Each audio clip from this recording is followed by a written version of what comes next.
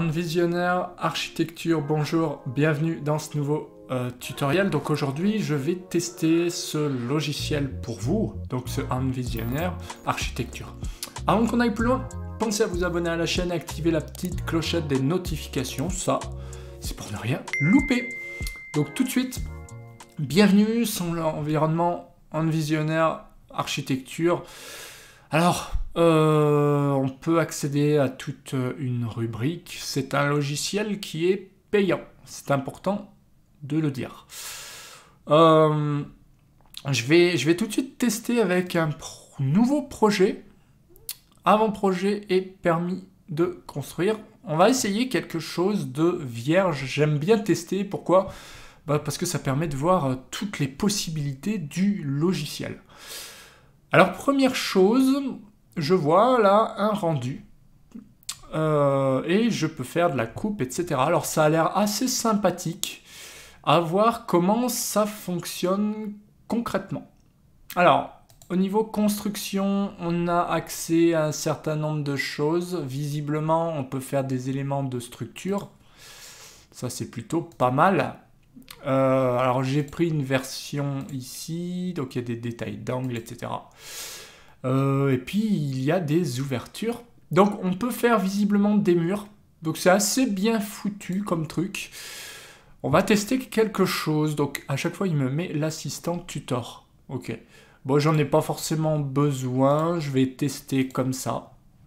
Alors au niveau des murs, on peut rentrer de la valeur, par exemple distance. Là, je suis en train de taper une distance. Et on voit le projet se dessiner en 3D directement. Alors, c'est assez bien. Voyons comment ça fonctionne, grosso modo, au niveau des alignements. Ok. C'est pas du 100%, mais voilà. Donc, on arrive à gérer 3 fenêtres directement. Au niveau du déplacement, on a de l'orbite avec la molette, ça c'est du classique. On a de la panoramique, peut-être. Non. Peut-être contrôle. Ah oui, contrôle plus molette.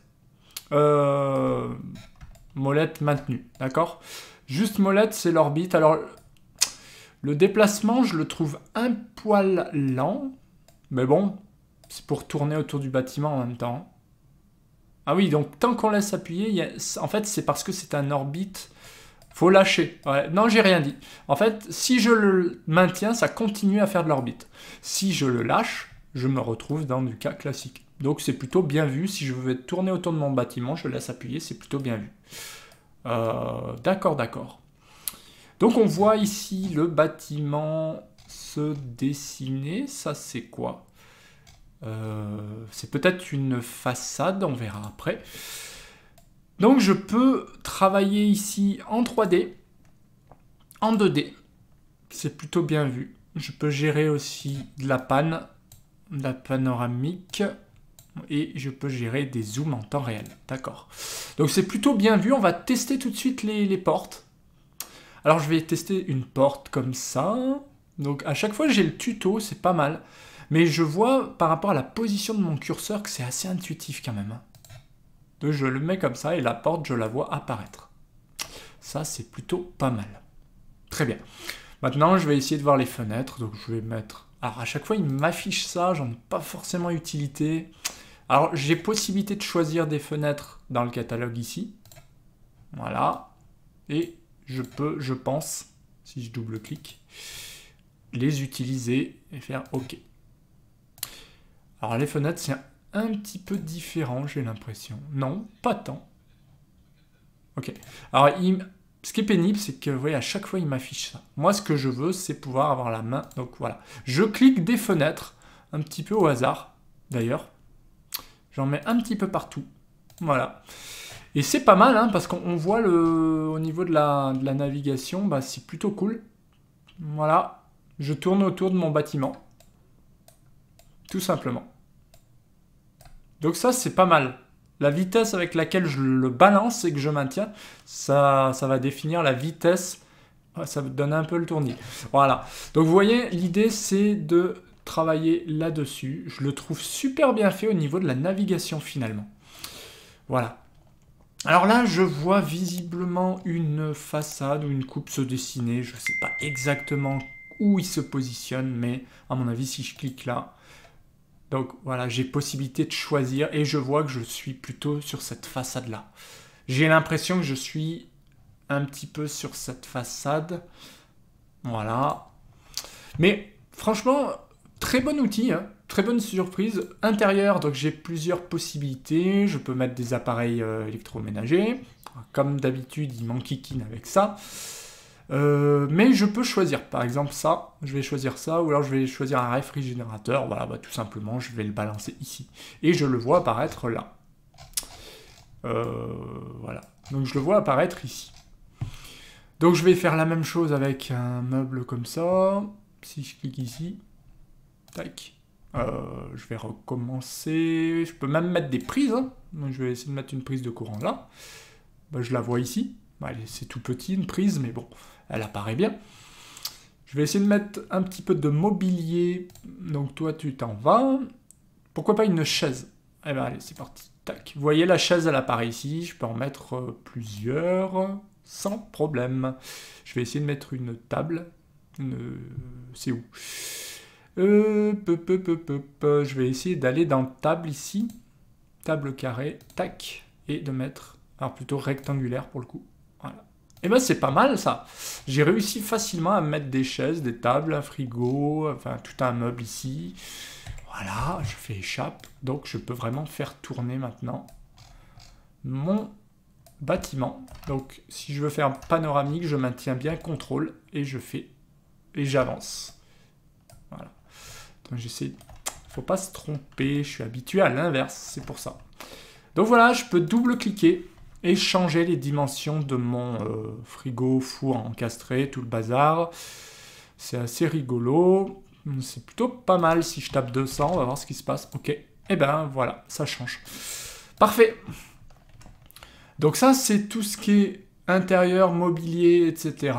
Équipement de chauffage. Je pourrais très bien mettre, je sais pas moi, une cheminée, peut-être un poêle à une ventilation mécanique. Poêle à granules peut-être. Cheminée hors foyer, poêle. Poêle cheminée. Ouais, c'est ça. Tac. Ouais, bah ça ressemble à un poêle à granules. C'est parti, le voilà, il est par là. Bah c'est plutôt pas mal ça. Donc on a donc construction. Bah on a vu les murs. Il y a même un assistant de conception qu'on peut utiliser. Là je vais mettre non. On peut faire des murs, des fenêtres, des ouvertures, des ossatures de plancher, toutes sortes de choses en fait, des toits. Alors c'est plutôt pas mal, hein. Même des escaliers, des balustrades, des poteaux, enfin la totale. Je le trouve assez complet. Paysage. Alors paysage, on va pouvoir faire tout ce qui est extérieur, je pense. Des bordures, etc. Bon, on va voir. Est-ce que je peux faire par exemple une clôture portail? On va essayer ça. Tac, tac, tac. Mais je fais un peu quelque chose rapide, juste pour voir ce que ça peut donner. Donc j'ai fait, ici on le voit, je vais faire échappe. Voilà, j'ai fait une clôture autour de ma maison justement. On la voit, hein. Donc c'est assez facile à faire. Je trouve, ce qui est pénible, c'est juste l'assistant qui revient sans arrêt. Alors, je peux faire un éclairage, par exemple. Donc, tac. Est-ce que je vais le voir là? Tac. Voilà. J'ai un éclairage extérieur là qui se met. Donc, c'est assez sympa. Ok. Donc, c'est des sources lumineuses. Je peux faire quoi? Une sorte d'équipement extérieur. Par exemple, toi, tu t'en vas. Combiner jeu, portique, deux balançoires. On va essayer de mettre ça là. Tac. Ok. J'en ai mis deux en fait. J'en ai mis deux. Donc je vais en supprimer un en le sélectionnant comme ça. Supr. Et on voit que le portique s'est mis sans problème. J'ai un éclairage qui s'est mis au sol qui visiblement éclaire la maison. Bah, j'y connais rien. Hein. Enfin, j'y connais rien. J'ai fait ça rapidement, mais je connais pas l'outil. Je vais faire contrôle pan, voilà. Donc j'essaye de tourner un petit peu. Voilà, on voit qu'on y arrive. Hein. Donc il y a des balançoires. Je peux modifier leur position. Je peux les déplacer en fait. Avec le petit carré bleu là. Et voilà, j'ai réussi à faire ça. Alors, il faudrait que je génère je pense, un terrain peut-être. Moi, j'aurais mis le terrain avant, par exemple, en faisant un revêtement de sol. Voilà. Je vais essayer de le cliquer ici. Si je fais surface, par exemple, je vais faire en surface végétale. On va essayer de mettre de la pelouse ici. Tac.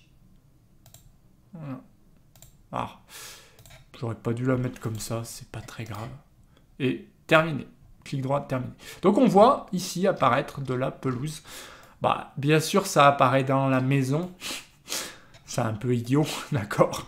Mais parce que en fait, j'aurais dû générer une surface pareille dans la maison ou générer un plancher.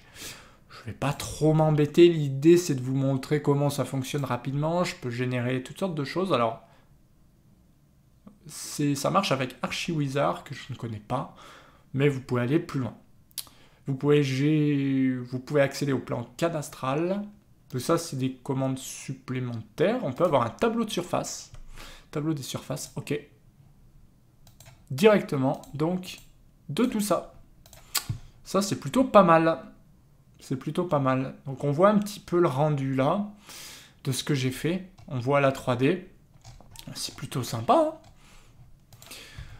C'est plutôt sympa, cet outil. Ce qui est bien, c'est qu'il est quand même pas trop compliqué à utiliser. Je peux mettre, par exemple... Alors ça, c'est juste LED, c'est pénible. Je peux mettre, par exemple, du texte. Si je clique ici, texte normal, on va faire texte. OK. Et je le place ici. Voilà. Donc ici, j'en ai plus besoin. Il m'a mis du texte que je peux changer. Alors, surface, OK. Donc, je pense que pour modifier le texte, il doit y avoir quelque chose. Je fais échappe. Ligne de rappel, etc. Donc, je sais pas comment je peux ici, par contre. Si, je peux le sélectionner, visiblement. Ouais. Donc, ben... Ouais, c'est pour le test. Je vais supprimer le gazon derrière. Alors là... Ok, ça a l'air de fonctionner. Le portique, je ne sais pas pourquoi je ne le vois plus. Bon, c'est un détail. Et le texte, maintenant, je peux le double-cliquer. Donc, je peux lui dire de prendre ce texte-là. Ok, donc il y a une petite bibliothèque de texte. Et je vais juste faire un dernier test, justement. C'est comment je peux générer peut-être une coupe, ici. Alors, outils, cotation, générer, peut-être une coupe, insertion, affichage. Donc, je regardais un petit peu. Bon, c'est pas... L'outil coupe est pas flagrant. Je sais pas où il se trouve. C'est vrai qu'on va beaucoup l'utiliser. Mais bon, apparemment, on peut quand même faire pas mal de choses. Visiblement. Mais voilà, c'est... Alors, mon avis sur l'outil. Bon, c'est un outil qui est quand même assez bon au niveau du rendu. Il a l'air sympa, il est satisfaisant. Voilà, là, ça marche. Après, bien sûr, c'est un outil qui est payant. Par rapport au fait qu'il soit payant, il y a pas mal de fonctionnalités. Au niveau de la construction, vous êtes assez libre. Il y a une bibliothèque qui est assez fournie. Donc... d'un certain côté, rien à dire. Après, à voir vraiment, il faudrait que ça nécessiterait peut-être de vérifier quand même toutes les possibilités. Donc, apparemment, il y en a beaucoup. Hein, on le voit ici. Il y a déjà des rendus, des choses comme ça. Donc, voilà. Ici, par exemple, vous êtes en rendu. Voilà. Et donc, il y a pas mal de possibilités. On le voit ici. Après, il faudrait que je voie l'histoire des coupes, etc. Après, mon avis, c'est que ça a l'air d'être, en tout cas pour l'architecture, un bon logiciel. On peut faire plusieurs étages. Donc là, je suis au rez-de-chaussée. On peut gérer des fondations. Donc, bah, ça a l'air d'être un bon outil quand même. À vérifier quand même par rapport à toutes les possibilités. Mais voilà pour le test, en tout cas. C'était un premier test. de Envisioneer, donc architecture. Bah écoutez, j'espère que cette vidéo vous a plu. Si c'est le cas, pensez à mettre un petit j'aime, pensez à vous abonner à la chaîne et à activer la petite clochette des notifications. Ça, bah, c'est pour ne rien louper tout simplement. Et moi, je vous donne rendez-vous bientôt pour de nouvelles vidéos. Allez, prenez soin de vous. Bye.